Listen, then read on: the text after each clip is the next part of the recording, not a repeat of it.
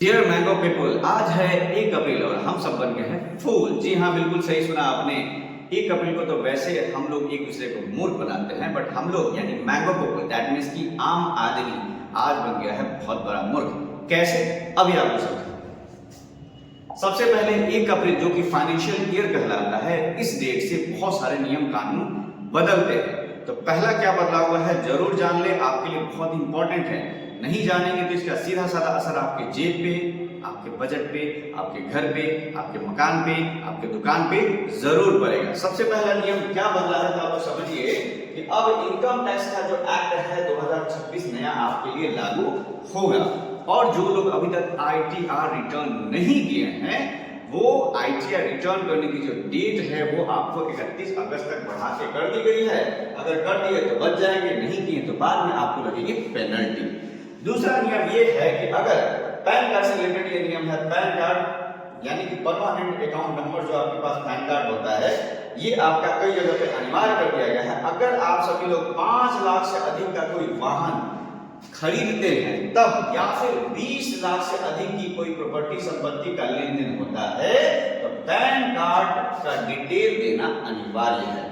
साथ ही साथ कुछ अच्छे कदम भी उठाए गए हैं जो कि बहुत ज्यादा जरूरी है शिक्षा के क्षेत्र में। अगर कोई बच्चा पढ़ाई लिखाई करता है, प्रति स्टूडेंट 3000 रुपए तक की छूट मिलेगी हायर एजुकेशन में। हॉस्टल्स की फैसिलिटी में 9000 रुपए तक की प्रति छात्र छूट मिलेगी हायर एजुकेशन में।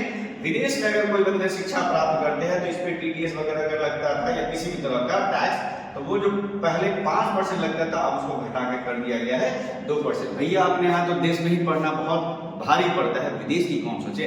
खैर, ये जो फैसिलिटी है वो विदेशों में पढ़ने वालों की है।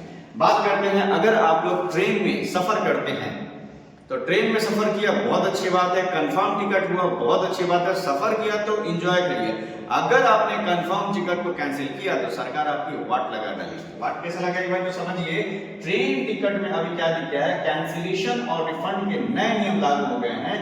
ट्रेन रवाना होने से 8 घंटे से कम समय पहले अगर आप टिकट कैंसिल कराते हैं तो कोई रिफंड मिलने वाला नहीं है। साथ ही साथ इसमें कुछ और भी नियम है कि भैया आपकी ट्रेन अगर स्टेशन से खुल गई और खुलने के बाद अगर आपने 72 घंटे पहले टिकट कंफर्म करा लिया है, अगर आपने 72 घंटे पहले टिकट को कैंसिल करवाया तो ज्यादा से ज्यादा रिफंड मिलने के चांसेस होते हैं। लेकिन अगर 72 से 24 घंटे के बीच में आपने टिकट कैंसिल करवाया तो जो भी टिकट का प्राइस होगा उसका 25% आपको एज ए पेनल्टी काट लिया जाएगा। दैट मींस कि अगर 1000 रुपए की टिकट है, सपोज करिए आपकी टिकट अगर मान लीजिए कि 1000 रुपए की है, आपने कैंसिल कराया तो आप समझ ही सकते हैं कि कितना पैसा कटेगा, 25%। ठीक है, लगभग आपका 250 रुपए माइनस हो जाएगा। लेकिन अगर आपने 24 से 8 घंटे के बीच में आपने कैंसिल करवाया तो लगभग आपकी पेनल्टी लग जाएगी 50%। यानी कि इस कंडीशन में अगर 1000 रुपए की टिकट है